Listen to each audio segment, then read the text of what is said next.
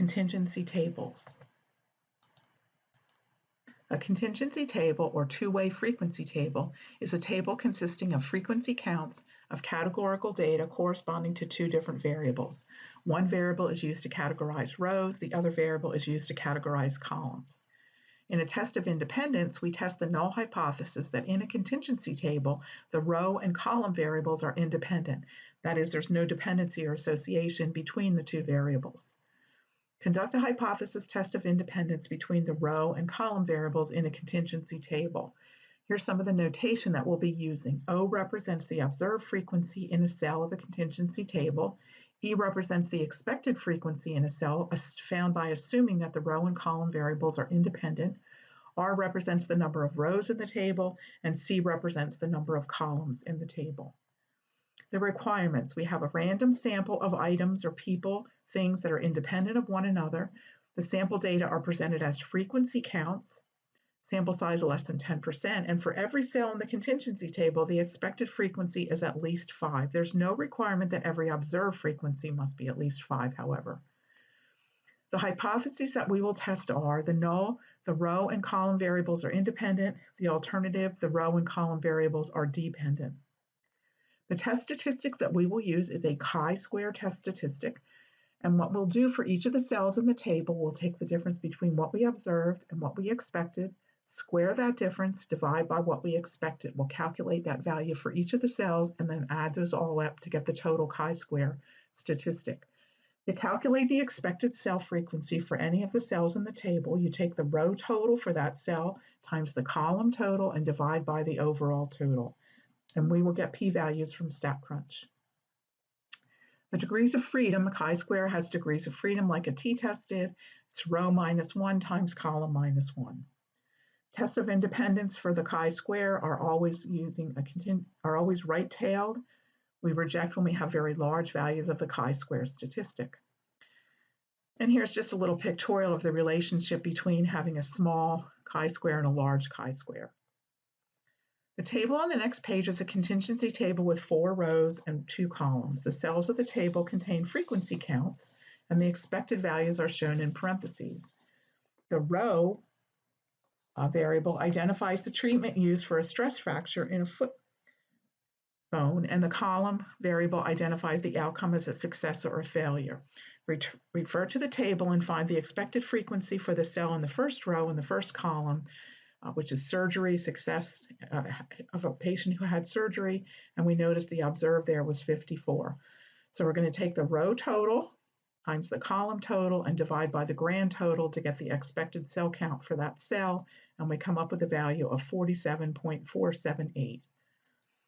So we interpret the expected value by stating that if we assume success is independent of the treatment, then we expect that 47.478 of the subjects would be treated with surgery and the treatment would be successful. There is a discrepancy, however, between what we observed, which was 54, and what we expected to see if there really was independence between the two variables. And these discrepancies are the key components of the test statistic, the chi-square. Use the sample data from the previous example with a 0.05 significance level to test the claim that the success of the treatment is independent of the type of treatment. What does the result indicate about the increasing trend to use surgery? So here's our table. So if the choice of treatment does not affect success, we would expect the same success rate with each treatment. So what I did here for each row is I took the number of successes and divided by the total number of patients that had that type of surgery. And we see a wide range of values from 45% all the way up to 96% for success rates. So it does appear that there may be some association. So we need to check our requirements. So we have a random sample. We're going to assume that these subjects are independent of one another, certainly less than 10% of the whole population. We have frequency counts, and the expected cell frequencies are all at least 5. We go back here for a minute. When you're checking the expected cell frequencies, if you're doing it by hand, you only need to focus on the cell with the least number of observations. And remember, we said the observed frequency didn't have to be greater than 5, but the expected did. And for that cell I just pointed to, the expected there is 6.174, which is greater than 5. So the hypotheses we're going to test are the null is the success is independent of the treatment, and the alternative is that success and the treatment are dependent or not independent. And the alpha level we're going to use is 0.05. Because the data are in the form of a contingency table, we use the chi-square distribution, and then cell by cell, we went ahead and did the calculation, observed minus expected, square the difference, divide by the expected, add all those up, and we get the total chi-square of 58.93. We can also do this in chi-square, in a StatCrunch rather. We can input the actual summary data as a contingency table, and chi-square will do the, StatCrunch will do the work for us. And if you notice down here, 3 degrees of freedom, 4 rows, row minus 1, so that's 3 columns, 2, 2 minus 1 is 1, 3 degrees of freedom, 58.93 is our chi-square, and there's our p-value. Because the p-value is less than the significance level of 0.05, we reject the hypothesis of independence between success and treatment. It appears that success is dependent on the treatment. Although the results of this test do not tell us which treatment is best, we can see that the success rate suggests the best treatment is to use a non-weight-bearing cast for 6 weeks. In a study of high school students at least 16 years of age, researchers obtained survey results summarized in the table below.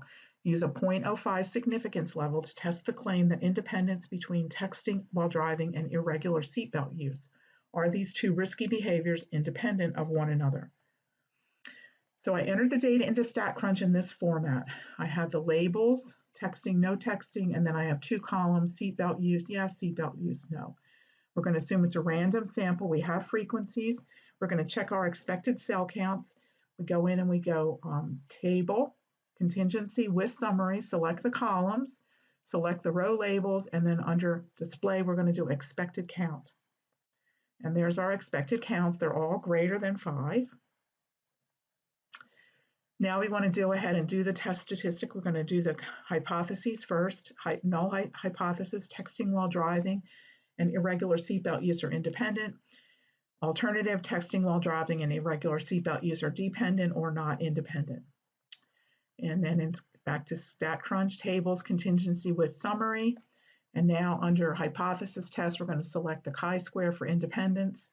And we notice down here is our chi-square, very low p-value.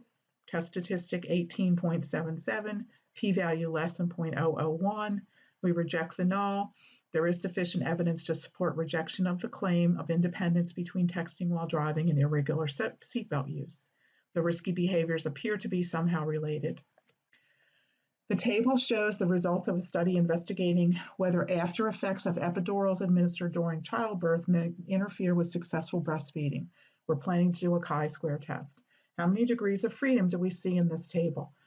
Okay, so remember, row times -1 times column -1. There's 2 rows and 2 columns, so we have 1 degree of freedom. The smallest expected cell count will be in the epidural, no breastfeeding cell. What is it? So we're going to open up the data in StatCrunch, and this was linked to the problem in my stat lab. We have to, now one thing I want to mention on this problem, we don't need this total row here, nor do we need the total column. We're going to go ahead and remove row 3 because we don't need that when we run our analysis here. So here's my updated table. Now when I select my columns, I'm only going to select the yes and no column. I'm not going to select the total column. So I used stat tables contingency with summary, select columns yes and no. Again, don't include that total column. Row labels, var1, and then under display, select expected count. And then this was the cell we were interested in right here. So the expected cell count there is the smallest one. It's 163.15. So that verifies that all of our cell counts are greater than or equal to 5.